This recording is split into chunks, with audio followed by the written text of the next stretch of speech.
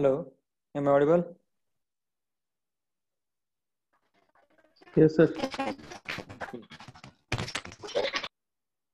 So we'll just wait for the 2 minutes because there are only 10 participants joined to the meeting. Meanwhile, I will just share the screen with you.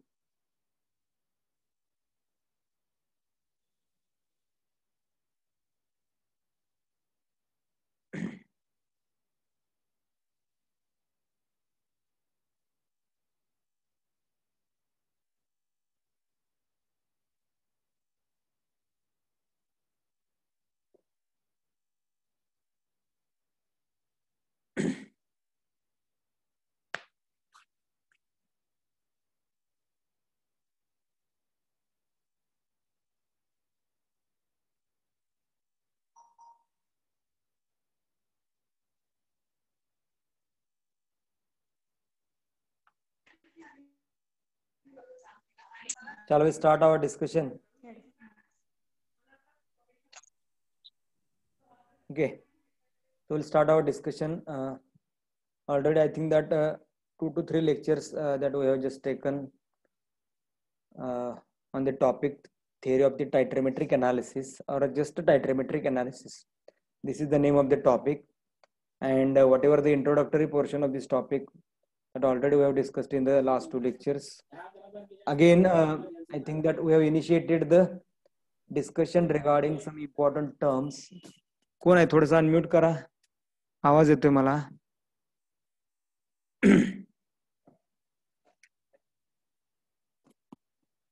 Okay, so already we have initiated the discussion regarding some important terms used in the discussion of the different concepts of the titrimetric analysis.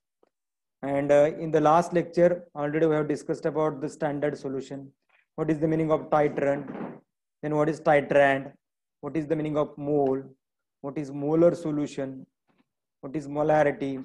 Then what is gram equivalent weight? What is normal solution? So these are the some terms that we have discussed in detail in the last lecture. Again, there are few more terms which are remain to discuss.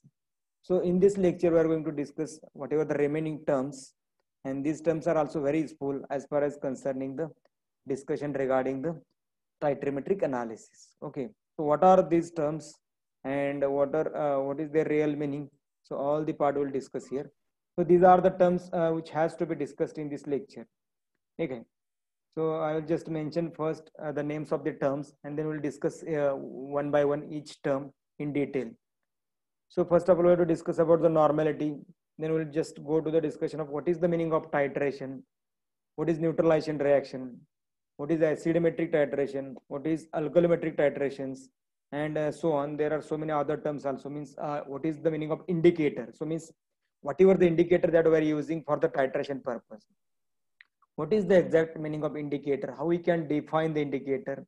So this also we'll discuss here. What is the end point? What is the equivalence point, or what is the stoichiometric point? What is the end point error? What is the meaning of the stoichiometric point? म्हणजे हे जे सगळे all these parts that we have to discuss in detail in this lecture. ठीक आहे. So we'll start the discussion of each term one by one. प्रत्येक term आपल्याला discuss करायचे. थोडंसं आपण काय करूया की वन बाय वन त्याच्या टर्म्स आहेत त्या डिस्कस करूया. लास्ट लेक्चरला आपण काही टर्म डिस्कस केले होते.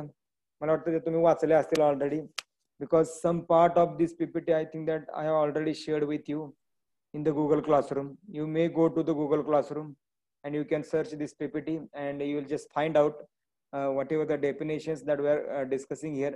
All these definitions I have already shared with you. Okay, so just go to the next term, that is normality. So we'll discuss about the normality. I know that you know very well about the normality because this term already we have discussed a lot of number of times, and this is the basic that we have learned in the 11th and 12th standard. Okay, what is the normal solution? What is the normality? What is molarity? What is molality? So all these things we know, but just I will just highlight here what is the normality and how to prepare the solutions of the different concentration or different normality. मला वाटतं हा पण part आपण cover केलाय बऱ्यापैकी. वेगवेगळ्या कॉन्सन्ट्रेशनचे solutions कसे बनवायचे हा पॉईंट आपण बघितलाय मला वाटतं लास्ट लेक्चरला. कारण सोल्युशन्स आपण वेगवेगळे बनवून बघितले वेगवेगळ्या कॉन्सन्ट्रेशनचे. ठीक आहे. I think that there is no need to take again the practical examples of how to prepare the solutions. तरी पण एक थोडासा गॅप पडला एक 15 ते 20 दिवसाचा, त्यामुळे तुमचं जरासं विसरलं असेल, थोडंसं म्हणजे वॅनिश झालं असेल. आपण काय करूया की रिकॅपिच्युलेट करूया, एखादं सोल्युशन कसं बनवायचं ते बघूया आणि त्याच्यानंतर पुढे जाऊया. डेफिनेशन्स काय आपण हाय अशी म्हणजे रेग्युलर डेफिनेशन जे तुम्ही 12वीला बघितली तीच डेफिनेशन आताही आहे. But at this level it is not expected to know only about the definition. म्हणजे फक्त तुम्हाला डेफिनेशन माहीत झालं म्हणजे सगळं तुम्हाला नॉर्मॅलिटी कळाली हे एक्सपेक्टेशन म्हणजे या लेवल नाही आहे. या लेवल एक्सपेक्टेड काय आहे, you should yourself prepare the solutions of the different normality. तर डिफरंट नॉर्मॅलिटी वेगवेगळ्या नॉर्मॅलिटीचे वेगवेगळ्या कॉन्सन्ट्रेशनचे सोल्युशन्स तुम्हाला बनवता आले पाहिजे. म्हणजे फक्त डेफिनेशन पार्ट करून उपयोग नाही, कारण डेफिनेशन तीच आहे ॲज युज्युअल. काय definition? Number of gram equivalent weight of the solute present in the 1 liter of solution. This is the simple definition of the normality that we know very well. But here we have to highlight about how to prepare the different solutions or solutions of the different normality. एक example आपण घेऊया आणि मग पुढे जाऊया की आपण already हे सगळं डिस्कस केलंय. फक्त एक एक्झाम्पल घेऊया म्हणजे तुम्हाला म्हणजे लक्षात आहे का नाही याचा थोडासा मला अंदाज येईल आणि त्यानंतर आपण काय करूया मग पुढचे जे पॉईंट्स आहेत ते डिस्कस करूया. ठीक आहे. Suppose I will just take very simple example. Already ते एक्झाम्पल आपण पाठीमागे घेतलेलं आहे पाठीमागच्या लेक्चरमध्ये, तरी पण आपण तसंच प्रकारचं एखादं एक्झाम्पल घेऊया. Suppose I have 1 gram of the NaOH and suppose I dissolve this 1 gram of NaOH in a minimum amount of the distilled water and I dilute this NaOH up to the 500 ml. Then what will be the normality of the final solution? हे काय final solution बनणार आहे त्याची नॉर्मॅलिटी काय असणार आहे याचा answer तुम्हाला द्यायचा आहे. काय आहे बघा question. I have 1 gram of the NaOH. I dissolve this 1 gram of NaOH in a minimum quantity of the distilled water and finally this solution I have diluted to the 500 ml. तर 500 ml पर्यंत solution dilute केले. Then what is the normality of the final solution? ते जे काही solution आहे त्याची नॉर्मॅलिटी किती असेल, काय असेल? Okay, just calculate what will be the normality of this solution and then just we'll go to the next discussion. Okay, I want some answers from you. If you are ready with your answer, you can just unmute yourself, you can tell me the answer. Otherwise you can chat your or you can type your answer in the chat box. तर chat box मध्ये तुम्ही तुमचा answer type करू शकता. ठीक आहे. Any method you can choose as per your convenience. Yes, काय सांगितलंय? 1 ग्रॅम NaOH घेतलेले म्हणजे काय की that will be your solute आणि हे डिझॉल्व केलं. आपण काय केलं? Minimum quantity of distilled water मध्ये डिझॉल्व केलं, ते पूर्ण सोल्युबल होऊ दिलं आणि त्याच्यानंतर मग काय केलं? This solution is diluted to the 500 ml. 500 ml पर्यंत डिस्टिल्ड वॉटर मध्ये डायल्यूट केलं आणि मग काय म्हटलं आपण? What will be the normality of this final solution? कसं कॅल्क्युलेट करता येईल? We know what is the equivalent weight of the NaOH because we need a equivalent weight of, or we should know the equivalent weight of the NaOH to calculate the normality. Normality calculate करायला तुम्हाला equivalent weight माहित असेल पाहिजे NaOH चं, तर तुम्ही calculate करू शकता. कसं करता येईल? एक पण आन्सर आलेला नाही अजून. क्वेश्चन विचारला का पार्टिसिपंटची संख्या कमी व्हायला लागली? 29 वरून 27 वरती आली काय? सांगा. लास्ट टाइम बऱ्याच जणांनी ॲक्युरेट आन्सर दिले होते. Now also I'm expecting some answers from you. Actually बघा डेफिनेशन काय सांगितलं बघा. Number of gram equivalent weight of the solute present in 1 liter of the solution that will be the normality. Very simple. आता तुम्हाला 1 gram substance दिलाय म्हणजे 1 gram substance म्हणजे किती gram equivalent? So that first आपण should have to calculate and that will be the normality. ते फक्त तुम्हाला 500 ml सांगितले, पण फक्त 1 लिटरला जे सांगितले ते फक्त 500 ml ला कन्वर्ट करायचे. 1 लिटर साठी सॉरी 500 ml साठी 1 ग्रॅम असेल तर what will be the amount for the 1000 ml? That will B 2 gram. Okay, the 2 gram नुसार आपण आता ग्रॅम इक्विव्हॅलेंट वेट काढायचं म्हटलं तर कसं काढता येईल? How could we calculate the gram equivalent weight of the solute that we have dissolve in the और that we have diluted up to the 500 ml. 500 ml पर्यंत आपण जे डायल्यूट केलेलं सोल्यूट आहे त्याचं ग्रॅम इक्विव्हॅलेंट वेट कसं काढता येईल? Yes, how could we calculate the gram equivalent weight? विसरलं काय सगळं? ग्रॅम इक्विव्हॅलेंट वेट कसं काढायचं? फॉर्म्युला दिला होता लास्ट टाइमला. How could we calculate the gram equivalent weight? Weight of the solute, बरोबर आहे ना? Weight of solute म्हणजे काय असेल बघा, suppose I have taken a 40 gram of NaOH, then that will be the 1 gram equivalent weight of the NaOH. That will be 1 gram equivalent weight of the NaOH. 40 gram घेतलं तर 1 gram equivalent weight आहे. आता आपण घेतलं किती? I have already taken 1 gram only. ठीक आहे. आणि हे 500 ml 1 ग्रॅम म्हणजे 2 लिटरला किती होऊ शकतो? सॉरी 1 लिटरला किती होऊ शकतं? 2 gram. Okay, will just put this in formula for the calculation of gram equivalent weight. 2 divided by 40. आता ग्रॅम इक्विव्हॅलेंट वेट काढायचा फॉर्म्युला कसा असेल? ग्रॅम इक्विव्हॅलेंट वेटचा फॉर्म्युला कसा असेल? Number of gram of the solute divided by equivalent weight of that particular compound. म्हणजे जे solute घेतलंय तो कंपाऊंड कुठला आहे त्याचं इक्विव्हॅलेंट वेट म्हणजेच काय असेल? Weight of the solute divided by weight of the solute divided by काय असेल की equivalent weight of the solute. त्या सोल्यूटचं इक्विव्हॅलेंट वेट म्हणजे त्या सोल्यूटच्या ऍक्च्युअल वेटला त्याच्या इक्विव्हॅलेंट वेटने तुम्ही डिवाइड जर केलं तर you will get the data of the gram equivalent weight. म्हणजे आता आपण ऍक्च्युअली इथं ग्रॅम इक्विव्हॅलेंट वेट जर काढायचं म्हटलं 1चं काढा किंवा तुम्ही कन्वर्ट करून 2चं काढा तरी चालू शकतं, कारण 2 वरनं 1 ग्रॅम 500 ml मध्ये जर मी सांगितलं तर 2 ग्रॅम 1000 मध्ये घ्यायला पाहिजे तुम्हाला तेवढंच कॉन्सन्ट्रेशन यायसाठी. ठीक आहे. तर काय येईल बघा इथं? दॅट विल बी किती येणार आहे? 0.5 येईल ना? 2 डिवाइड बाय 4 दॅट विल बी 40 असेल. 4 नाही 40 0.05. ठीक आहे. 0.05 म्हणजेच काय की 0.05 gram equivalent weight of the solute that we have dissolve. म्हणजे ती त्याची नॉर्मेट झाली. म्हणजे ऍक्च्युअली काय झालं? नॉर्मेट आपण किती आले मग? समजा suppose I have taken 1 gram of the NaOH and dissolve in 100 ml of the distilled water. 500 ml of the distilled water. Sorry, diluted or dissolve in the minimum amount of distilled water and diluted up to the 500 ml असं म्हटलेलं आहे. ठीक आहे. तर किती येणार त्याचा answer बघा? 1 ग्रॅम डिवायडेड बाय तुम्ही काय केलेलं आहे? इक्विव्हॅलेंट वेट 40 इंटू काय असेल मग? ते काय करायचं तुम्हाला? लिटर मध्ये घ्यायचं ना व्हॉल्यूम. ते ऍक्च्युअली 500 ml म्हणजे काय असेल? तुम्ही 500 ml म्हणजे लिटर मध्ये येईल किती येईल? 0.5. आणि सांगणार आहे की नाही आन्सर कोण? आम्हीच डिस्कस करतोय सगळं. किती येणार आहे नॉर्मॅलिटी? इट इज अराउंड कॅल्क्युलेट करा किती येईल. आज फक्त ऐकायच ठरवलंय काय? नॉर्मॅलिटी काढायला येईन झाली, विसरलं सगळं. बरोबर आहे की नाही? 0. हा बोला. 0.2 कसं सांगता येईल मला? 1 ग्रॅम घेतलेला आहे बरोबर आहे का? डिवायडेड बाय किती घेतलेलं आहे तुम्ही? सॉल्व्हंट किती आहे तुमचं? टोटल सॉल्व्हंट जे आहे किंवा सोल्युशनचं टोटल व्हॉल्यूम जे आहे ते 0.5 आहे बरोबर आहे का?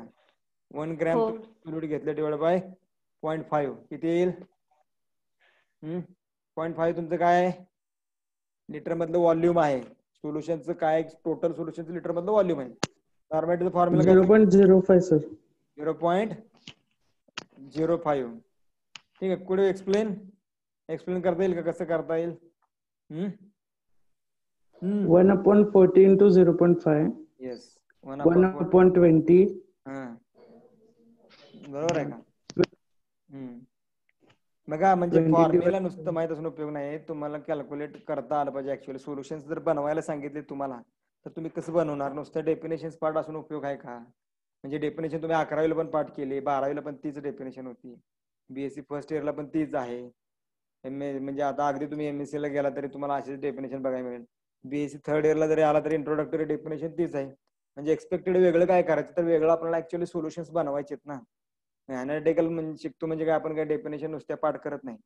So we should understand how this could be use in the practical. तर ते प्रॅक्टिकल मध्ये कसं वापरायचं ते कळायला पाहिजे ना. ठीक आहे. असे एक्झाम्पल आपण मला वाटतं लास्ट लेक्चर्सला घेतलेले आहेत. हे सगळे व्हिडिओज मी ऑलरेडी अपलोड केलेले आहेत. ज्यांनी कोणी ऐकले नसतील किंवा ऐकलेले विसरलं असेल तर परत तुम्ही काय करा, ते जे सगळे व्हिडिओज आहेत ते परत काय करा, ओपन करा आणि परत व्हिडिओज ऐका. गुगल क्लासरूमला मी डाउनलोड केलेले आहे, म्हणजे अपलोड केलेले आहेत. ते सगळे व्हिडिओ परत ऐका, जेणेकरून तुमचं ते सगळं रिकॅपिच्युलेट होईल. कारण 20-25 दिवसाचा कालावधी गेलाय, कारण दिवाळीच्या अगोदरचे ते सगळे व्हिडिओ आहेत. परत तुम्ही ऐकावं असं एक्सपेक्टेड आहे. ठीक आहे. So go to the next definition और next term, that is a titration. What is the meaning of titration? आपण 11 टायट्रेशन करतो, पण ऍक्च्युअली टायट्रेशन म्हणजे नक्की काय, हाऊ कुड यू डिफाइन द टायट्रेशन? तर ते टायट्रेशन आपण कसं डिफाइन करू शकतो, काय सांगता येईल? तर बेसिकली काय की the titration is the process. Titration is the process. आता कशाची प्रोसेस आहे? It is the process of determining the volume of the standard solution. म्हणजे सिंपल आहे, कारण प्युरिटमध्ये तुम्ही एक स्टँडर्ड सोल्युशन भरताय आणि ते स्टँडर्ड सोल्युशन मोजताय. आता कधी मोजताय ते पुढे सांगायचं, बरोबर आहे का नाही? It is the process of determining the volume of standard solution that is required to complete a reaction with the analyte. Analyte म्हणजे काय? Whatever the sample that are taken in the conical flask, ते analyte आहे तुमचं, आणि तुम्हाला त्याचं काय करायचं, डिटर्मिनेशन करायचं आहे. म्हणजे एखाद्या कॉन्सन्ट्रेशन तुम्ही मोजत असाल त्याचं, तर ते किती आहे कॉन्सन्ट्रेशन ते मोजायचं तुम्हाला. तर त्यासाठी तुम्ही काय करता, एनालाइट घेता. म्हणजे ते एनालाइट कुठं असेल, तुमचं कोनिकल फ्लास्क मध्ये असेल, तर त्या एनालाइट बरोबर किंवा ते एनालाइट पूर्णपणे रिॲक्ट व्हायला तुमचं स्टँडर्ड सोल्युशन किती लागलं. काय सांगितलं मी? ते एनालाइट पूर्णपणे रिॲक्ट व्हायला तुमचं स्टँडर्ड सोल्युशन किती लागलं हे मोजण्याची प्रोसेस म्हणजे काय असणार आहे? टायट्रेशन असणार आहे. सिंपल म्हणजेच काय, the process of determining the volume of the standard solution. काय असेल? The process of determining the volume of standard solution that is required to complete a reaction with the analyte. म्हणजे सिंपल आहे, ते सांगतो परत की कोनिकल फ्लास्क मध्ये आपण एनालाइट घेतो, ते एनालाइट पूर्ण रिॲक्ट व्हायला तुमचं स्टँडर्ड सोल्युशन किती लागलं ते मोजण्याची प्रोसेस म्हणजे टायट्रेशन. अशी त्याची सिंपल डेफिनेशन आहे. then we'll just go to the there are so many terms. आता मी जास्त वेळ घालवत नाही, खूप साऱ्या टर्म आहेत, आपण थोडंसं पुढे जाऊया. so the next term is the neutralization reaction. it is again very simple. Neutralisation reaction कशाला म्हणायचं, अशी एक टर्म आहे. तर याच्यामध्ये काय असेल, H plus ion from the acid when it reacts with the OH minus ion from the base, then there is a formation of the water molecules. म्हणजे रिएक्शन, न्यूट्रलायझेशन रिएक्शन मध्ये काय होतं, neutralisation reaction basically acid base मध्ये होते, आणि याच्यामध्ये generally काय की H प्लस जो ऍसिड दिलेला जो प्रोटॉन आहे, so this proton when reacts with the hydroxide ion which is generated by the base, and whenever there is a reaction between H plus and OH minus ion, then there is a formation of water molecules.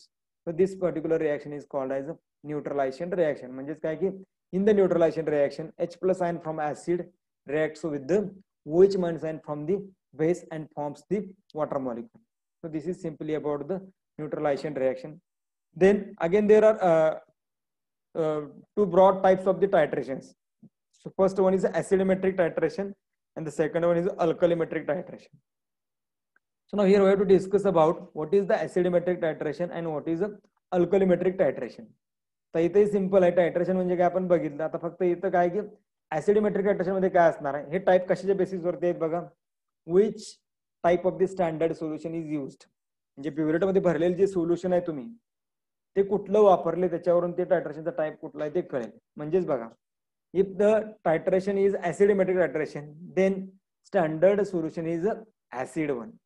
म्हणजे whatever the solution that we have filled in the burette for the quantity determination of alkali, ते काय की acid असणार आहे. म्हणजेच काय की ऍसिडोमेट्रिक टायट्रेशन मध्ये काय असेल, standard solution is acid and which is filled in the burette and that is used for the quantitative determination of the alkali. म्हणजे कोनिकल फ्लास्क मध्ये अल्कलाइन सोल्युशन असणार आहे आणि ब्युरेट मध्ये काय असणार आहे, ऍसिडिक सोल्युशन असणार आहे, आणि ते स्टँडर्ड असणार. स्टँडर्ड म्हणजे काय की we know the concentration of this solution, त्या सोल्युशनचं तुम्हाला कॉन्सन्ट्रेशन माहित असणार आहे, त्याला आपण काय म्हणतो, ऍसिडोमेट्रिक सोल्युशन. काय असेल definition, in the acidometric solution standard acid in the acidometric titration standard acid solution is used for quantitative determination of the alkali.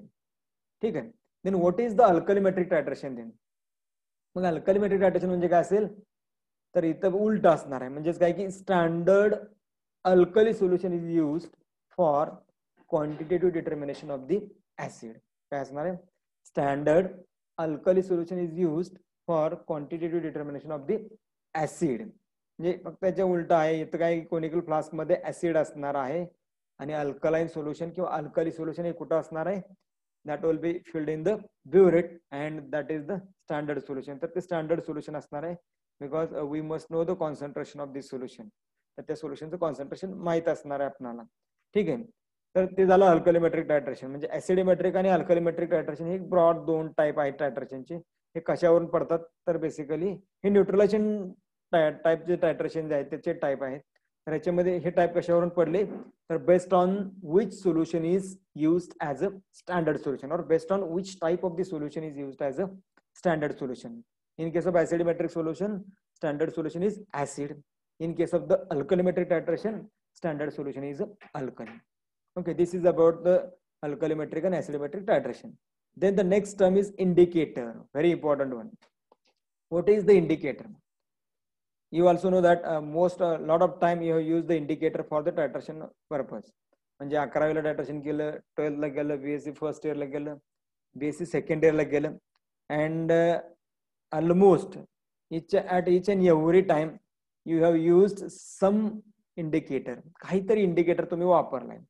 काही एक्सेप्शनल केसेस जिथे इंडिकेटर तुम्ही वापरलं नाही कारण तिथे ते जे टायट्रंट आहे ते इट सेल्फ इंडिकेटर म्हणून काम करतं. पण most of the times there is a need to use the indicator for the titration purpose. तर टायट्रेशन पर्पज साठी बऱ्याच वेळा आपण इंडिकेटर वापरतो. मग हे इंडिकेटर म्हणजे नक्की काय आहे, तर इंडिकेटर विषयी आपल्याला डिटेलमध्ये डिस्कस करायचंय. इथं फक्त आता सध्या आपण डेफिनेशन बघतोय कारण आपल्याला टर्मिनॉलॉजी बघायची आणि ह्या टर्म्स एकदा संपल्या का आपण काय करतोय will just go shift to the next concepts which are involve in the titrimetric analysis. ठीक आहे. तर इंडिकेटर काय, indicator is a chemical substance. No doubt chemical substance असणार आहे, याच्याविषयी काही शंका नसावी मला वाटतं. Indicator is the chemical substance. आता तो काय करतो which changes the colour in accordance with the pH of the solution and thereby determines the end point of the titration. असं म्हटलेलं काय, it is the chemical substance which changes the color in accordance with the pH of solution. म्हणजे सोल्युशनचा pH एका विशिष्ट pH ला आल्यानंतर तो काय करतो, त्या सोल्युशनचा कलर चेंज करतो आणि कलर चेंज होतो म्हणजेच काय की तिथं आपल्याला टायट्रेशन एंड झाला असं कळतं. म्हणजेच काय की कलर चेंज करणं म्हणजेच काय की that means the determination of the end point of the titration. That means the determination of end point of the titration.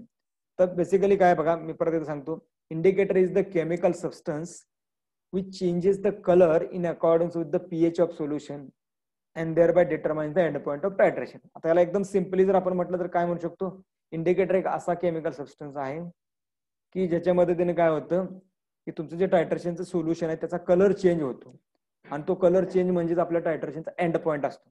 म्हणजे indicator helps to find out the end point of the titrations by changing the colour of the solutions. म्हणजे काय असेल, indicator helps to find out the end point of the various types of the titrations by changing the colour of the solution. असं पण आपण simply म्हणू शकतो. मग आता तुम्ही म्हणाल मग हे कसं चेंज करतो, कलर काय करतो, तर प्रत्येक इंडिकेटर हा वेगवेगळी थिअरी किंवा प्रत्येक इंडिकेटर साठी वेगवेगळी थिअरी आहे. ती थिअरी आपण त्यावेळेस टायट्रेशनचे जे टाइप्स आहेत ते डिस्कस करताना बघूया. म्हणजेच काय की if the titration type is acid base then whatever the indicator that we are using, just like phenolphthalein, methyl orange, methyl red, so these indicators these indicators we are using for the titration of acid base. तर तिथं मग ते तो indicator कसं काम करतो त्याची एक थिअरी आहे. so that theory we have to just present to understand the actual role of indicator. तर प्रत्येकाची वेगळी आहे. म्हणजे समजा आपण कॉम्प्लेक्स सिमेट्रिक टायट्रेशन घेतलं, so whatever the indicators that we are using for the complex symmetric titration, again they place their role differently. म्हणजेच काय की ऍसिड बेस इंडिकेटर आणि कॉम्प्लेक्स सिमेट्रिक इंडिकेटर हे दोन इंडिकेटर्स आहेत, पण दोघं पण काय करतात की त्यांचा रोल वेगवेगळ्या पद्धतीने प्ले करतात. म्हणजेच principle of the different type of indicator is again different. वेगवेगळ्या इंडिकेटरचे प्रिन्सिपल वेगवेगळे आहेत, टायट्रेशन नुसार ते प्रिन्सिपल बदलतात. ते आपण डिस्कस करूया. आपल्याला या टॉपिक मध्ये थोडंसं काय बघायचंय की ऍसिड बेस इंडिकेटर कसं काम करतो, how it changes the colour or how it helps to change the colour. Colour change करायला तो कसा हेल्प करतो ते थोडंसं बघायचंय. आणि मग कॉम्प्लेक्स मेट्रिक इंडिकेटर जो आहे म्हणजे एरियोक्रोम ब्लॅक ते आपण वापरतो, व्हेरी फेमस इंडिकेटर. तो एरियोक्रोम ब्लॅक ते पण त्याचा कलर कसा चेंज करतो, तर त्याचं ऍक्च्युअली काय chemistry, what type of the reactions are happening there.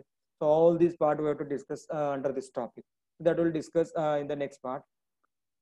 there are some more terms remain, so that we'll discuss first and then we'll go to the next point.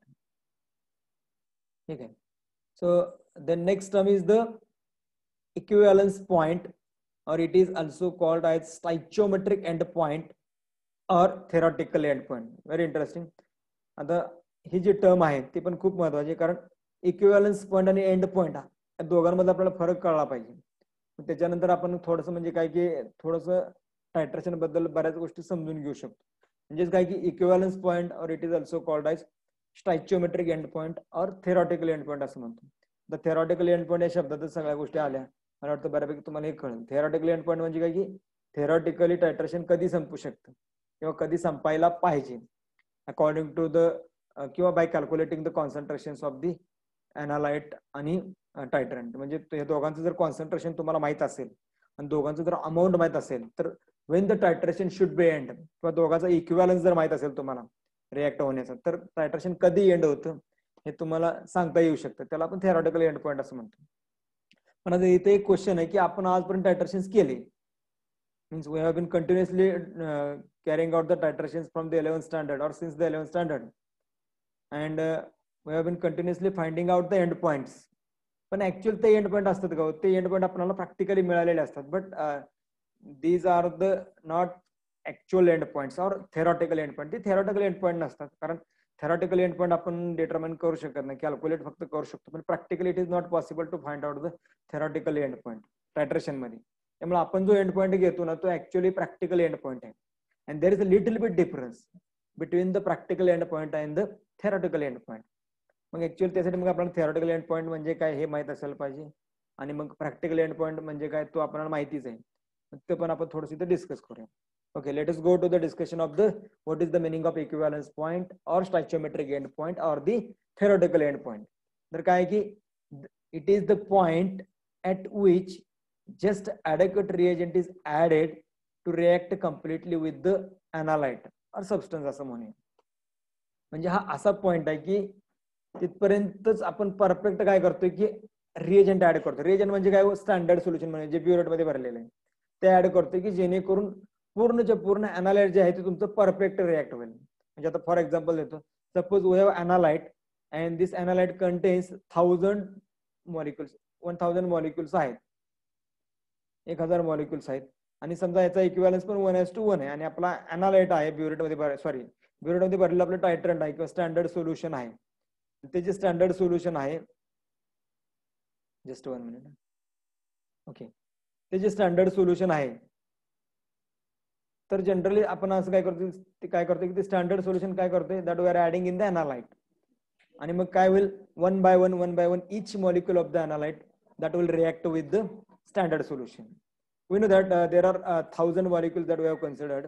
1000 molecules are present in the analyte that we have considered, and if all the 1000 molecules gets reacted with the standard solution, then that will be called as a theoretical end point or the equivalence point or the stoichiometric point or stoichiometric end point. Equivalence point म्हणजे काय की there is equivalence between the molecules present in the analyte as well as molecules that we have added from the burette. म्हणजे त्याला आपण काय म्हणतो, equivalence point. म्हणजेच काय की all the total number of molecules present in the analyte, when they get react with the standard solution, then this point is called as a stoichiometric end point or the theoretical end point or equivalence point. म्हणजे याला आपण याचे definition काय म्हणतो, the point at which just adequate reagent is added to react completely with the substance or analyte. तर लक्षात येते का मी काय सांगतोय? थेरॉटिकल एंड पॉईंट म्हणजे काय असेल, सगळंच्या सगळं अनालाइट ब्युरेट मध्ये सगळंच्या सगळं सोल्युशन रिॲक्ट व्हायला परफेक्ट अॅक्युरेटली जेवढे तुम्हाला स्टँडर्ड सोल्युशनचे मॉलिक्युल्स लागले, मॉलिक्युल्स मध्ये नॉट नंबर ऑफ ड्रॉप्स और ml असं म्हणत नाही, मॉलिक्युल्स लागले, तर तो जे ती जी परफेक्ट क्वांटिटी आहे किंवा तुझं परफेक्ट पॉईंट आहे की ज्या पॉइंटला सगळे अनालाइट हे काय झाले स्टँडर्ड सोल्युशन बरोबर रिॲक्ट झाले, त्याला आपण काय म्हणतो की थेरॉटिकल एंड पॉईंट असं म्हणतो. ठीक आहे. तर ऍक्च्युअल मग आता प्रॅक्टिकल एंड पॉईंट काय असतो? मग आता तुम्ही म्हणणार की मग थेरॉटिकल एंड पॉईंट आणि practical end point it should be same. तो सेम असायला पाहिजे, no doubt it should be same, but it is not as such. काय कळत नाही? कारण by using our naked eyes we can not identify or we cannot determine whether there is a complete reaction or not, or whether the reaction is completed or not. Reaction पूर्ण झाली की नाही आपण actually असं bye naked आयज आपल्याला कळू शकत नाही. मग ऍक्च्युअली थिअरॉटिकल एंड पॉईंट मध्ये, प्रॅक्टिकल एंड पॉईंट मध्ये काय होतं बघा. तर प्रॅक्टिकल एंड पॉईंट काय असेल, colour change of the indicator becomes apparent to the eye. Color change of the indicator or color change of the solution becomes apparent to the eye. म्हणजे आपण end point कधी समजतो, म्हणजे आता for example आपण acid based टायट्रेशन करत असेल तर तुम्हाला एकदम काय असेल की फेंड पिंक कलरला का तुम्ही काय म्हणता की it is the end point of titration. म्हणजे काय हो, actual colour of the solution is slightly changed.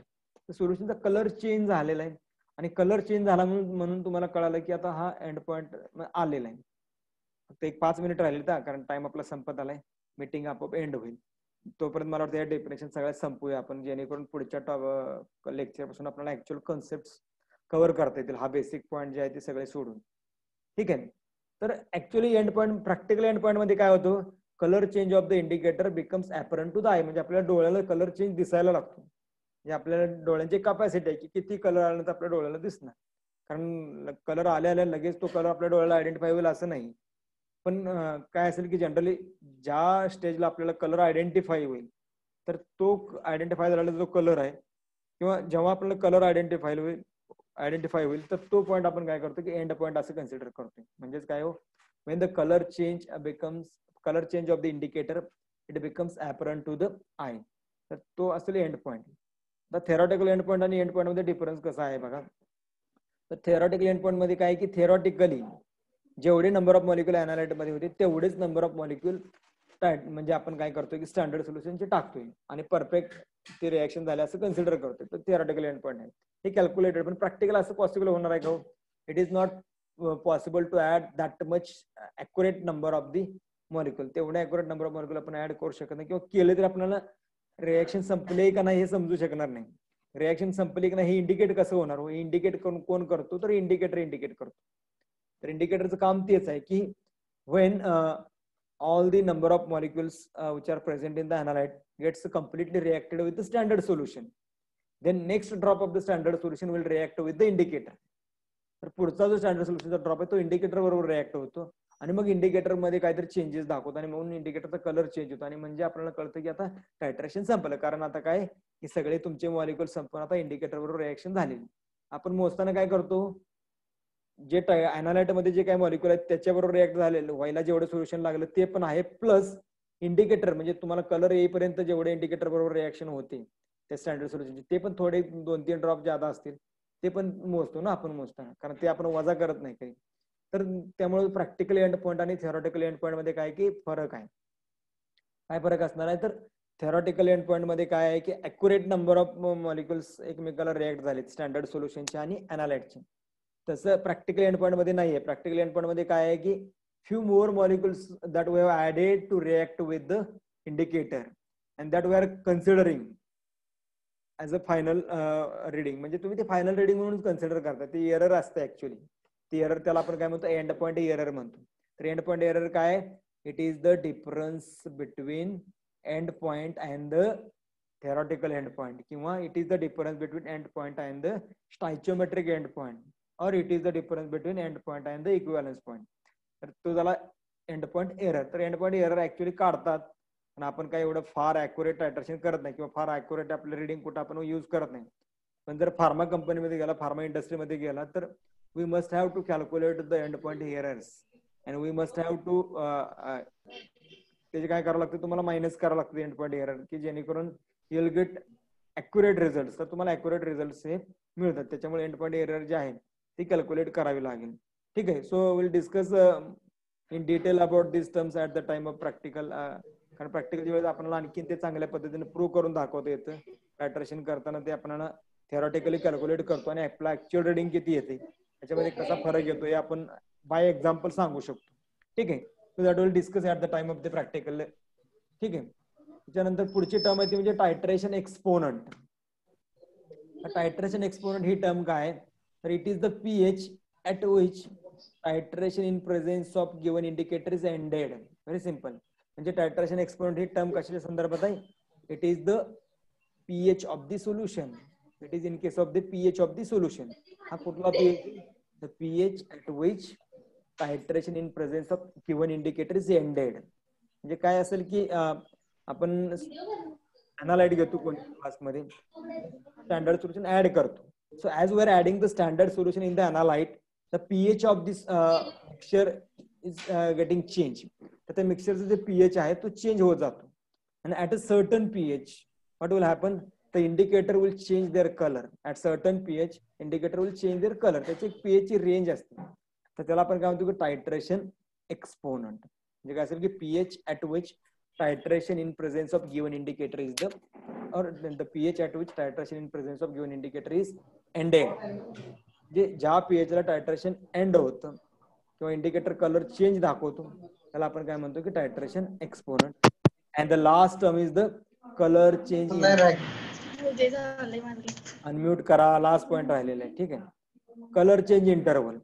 तर लास्ट पॉइंट आहे तो कलर चेंज इंटरवल. तर कलर चेंज इंटरवल काय असणार आहे? Colour of neutralization indicator changes in a definite narrow range of the pH. आता मग मला सांगा कलर चेंज इंटरवल आणि टायट्रेशन एक्सपोनंट मध्ये काय फरक असणार आहे?